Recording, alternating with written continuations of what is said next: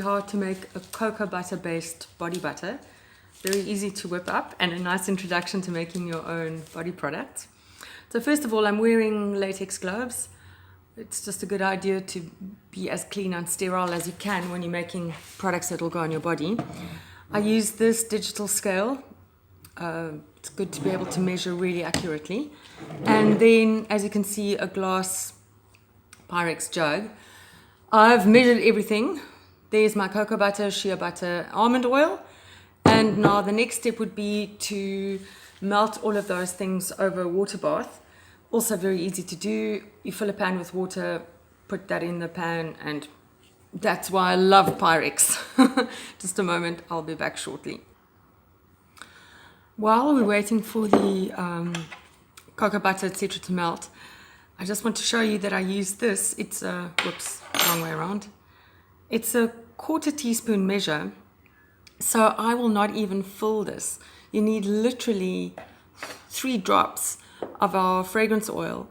The fragrance oil is so strong, but I don't have a dropper, so I normally fill this like about halfway.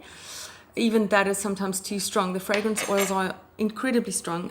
They are skin safe up to, for a leave-on product, 0.5%, so that's really very, very little that you add to the product. Right, I'm back. You can see that the cocoa butter and shea butter, etc. has melted together. It's all liquid. So at this point, you could add a fragrance if you choose. It's just so much nicer. I love pomegranate with cocoa butter, but the fig also works very well. You could also add some mica if you wanted to maybe make something for someone special, like a gold or silver mica. You won't see it in the product, but once on the skin you will. So it's like a kind of a surprise. It's really nice.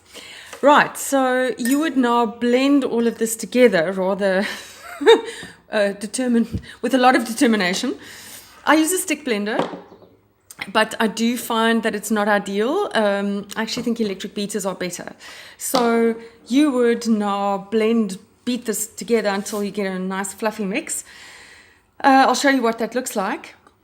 The cocoa butter, you need to keep beating as it cools down. I do mine sometimes over ice just to speed up the process, but it's super, super important that you keep on beating the product so that it cools down and it forms beautiful long crystals and it doesn't go all lumpy, which it might do if you stop beating. Right, back in a sec.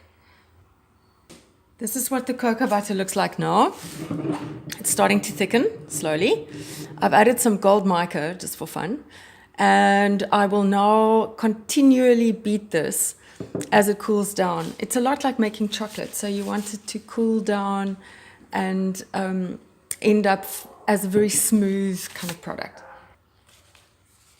So this is the cocoa butter as it's starting to cool down, your body butter. The mica I added made it a little bit more creamy, which is a nice color. So keep beating until it has completely set, and then you've got a beautiful body butter.